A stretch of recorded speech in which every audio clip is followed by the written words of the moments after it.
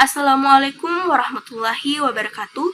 Perkenalkan, nama saya Umi Kalsum Alimuddin, NPM 09115804190028, kelas A semester 6, Prodi Administrasi Publik, Fakultas Ilmu Sosial dan Ilmu Politik, Universitas Muhammadiyah Sidin Rapa.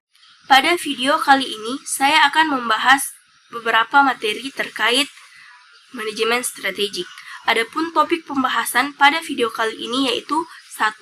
Pengertian manajemen strategik, 2. Karakteristik manajemen strategik, 3. Tugas manajemen strategik, 4. Fokus manajemen strategik, dan kelima, proses dan tahapan manajemen strategik. Pengertian manajemen strategik. Manajemen strategik adalah serangkaian keputusan dan tindakan manajerial yang menentukan kinerja organisasi dalam jangka panjang. Manajemen strategik juga adalah suatu proses yang berkelanjutan yang meliputi upaya-upaya organisasi untuk menyesuaikan diri dengan perubahan lingkungannya dengan cara yang paling menguntungkan. Karakteristik manajemen strategik. Pada umumnya, manajemen ini sungguh berbeda dengan lainnya, di mana manajemen strategi ini senantiasa menyikapi dinamika terjadinya suatu perubahan lingkungan sehingga bisa mempengaruhi terhadap implementasi manajemen itu sendiri, serta berupaya untuk merealisasikan tujuan yang telah ditetapkan dengan sejalan pada hal tersebut. Maka berikut ini akan ditunjukkan karakteristik manajemen strategik. Pertama, manajemen strategik bersifat jangka panjang. Kedua, manajemen strategik bersifat dinamik. Ketiga, manajemen strategik merupakan sesuatu yang berpadu oleh manajemen operasional. Keempat, manajemen strategik perlu dimotori oleh unsur-unsur pada manajer tingkat puncak. Kelima, manajemen strategik berorientasi dan mendekati untuk masa depan. Keenam, manajemen strategik senantiasa harus didorong dan didukung dalam pelaksanaannya oleh semua sumber daya ekonomi yang tersedia. Tugas manajemen strategis. Menurut Edi Yunus, dalam buku Manajemen Strategis tahun 2016 menyebutkan bahwa manajemen strategis terdiri dari 9 tugas penting, yaitu pertama, manajemen misi perusahaan, maksud filosofi serta sasaran perusahaan. 2. Melakukan analisis kondisi kapabilitas internal perusahaan. 3. Menilai lingkungan eksternal, faktor persaingan, dan faktor kontekstual perusahaan. 4.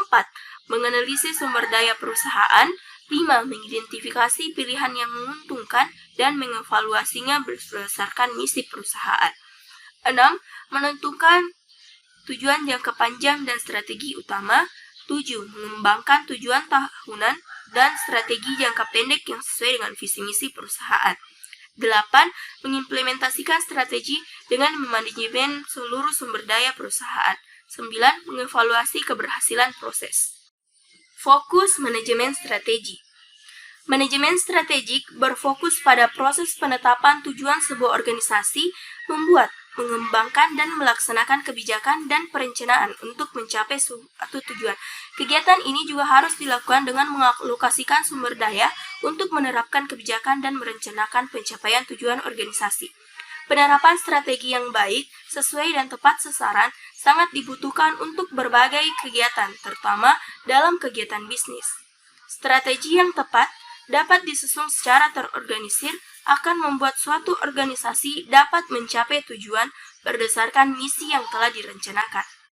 Proses dan tahapan manajemen strategi. Pertama, merumuskan strategi. Tahap awal yang harus dilakukan oleh organisasi dalam mengembangkan visi dan misi yaitu merumuskan strategi. Bisa dimulai dari analisis SWOT, menentukan dan menetapkan tujuan jangka panjang suatu organisasi, dan merumuskan strategi alternatif lainnya. 2. Menetapkan strategi. Strategi yang telah ditetapkan kemudian diimplementasikan atau diterapkan, misalnya saja dengan merancang struktur organisasi, mendistribusikan sumber daya, melakukan kebijakan, mengembangkan proses pengambilan keputusan, usaha pemasaran, dan pengelolaan sumber daya alam. Yang ketiga, mengevaluasi strategi. Kehidupan dan lingkungan terus saja berubah seiring perkembangan zaman. Untuk itu sangat penting melakukan evaluasi secara berkala. Hal ini bertujuan untuk melihat faktor-faktor apa yang mempengaruhi kemajuan atau kemunduran, baik secara internal maupun eksternal.